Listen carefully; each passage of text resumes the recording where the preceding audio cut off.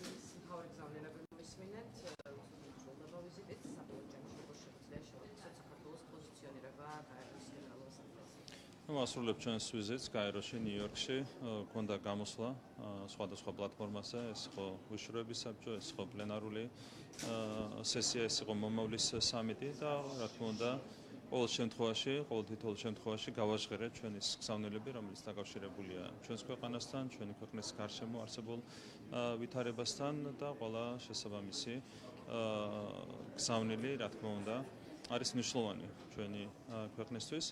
რაც შეეხება ვიზიტის დანარჩენ ნაწილს, ჩვენ გვქონდა ორხრივი შეხვედრები ასევე, გვქონდა ძალიან მნიშვნელოვანი იყო კაიროს გენერალურ მდივანთან ორხრივი შეხვედრა, ასევე ევროსაბჭოს გენერალურ მდივანთან ორხრივი შეხვედრა, აქაც რა თქმა უნდა საუბარი გვქონდა ყველა თემაზე, რაც უკავშირდება ჩვენ ქვეყანაში მიმდინარე პროცესებს, ჩვენი ქვეყნის განვითარებას, ჩვენი ქვეყნის გარშემო მიმდინარე პროცესებს, ეს იყო ჩვენი შეხვედრების მთავარი შინაარსი.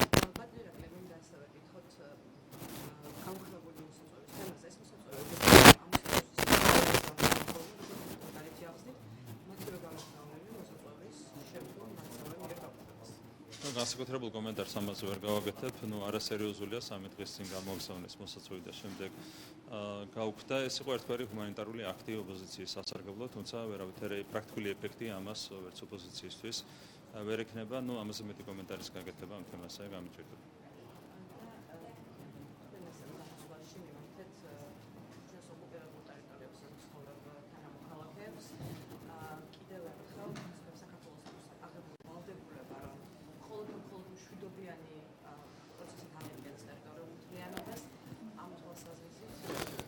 ჩვენი ერთ-ერთი უმთავრესი ეროვნული ამოცანა არის საქართველოს ტერიტორიული მთლიანობის აღდგენა და რა თქმა უნდა, ეს პლატფორმა გამოვიყენეთ ამ თემაზე სასაუბროდ და ჩვენ მიმართეთ ჩვენს მემსტადებს, რომლებიც ცხოვრობენ საოკუპაციო ხაზს მიღმა და რა თქმა უნდა, ჩვენი მოწოდება, მთავარი მოწოდება არის ის, რომ ჩვენ გვინდა ვიცხოვროთ ერთიან, მშვიდობიან, განვითარებულ საქართველოში და ეს გზავნილი რა თქმა უნდა კიდევ ერთხელ უნდა ახლა გავიმეოროთ ჩვენი ამოცანა მშვიდობიანი გზით საქართველოს ტერიტორიული მთლიანობის აღდგენა და გზა მიმართულებით გადის რა თქმა უნდა ურთიერთპატიებაზე, ურთიერთშერიგებაზე, ეს არის ჩვენი უმთავრესი ამოცანა.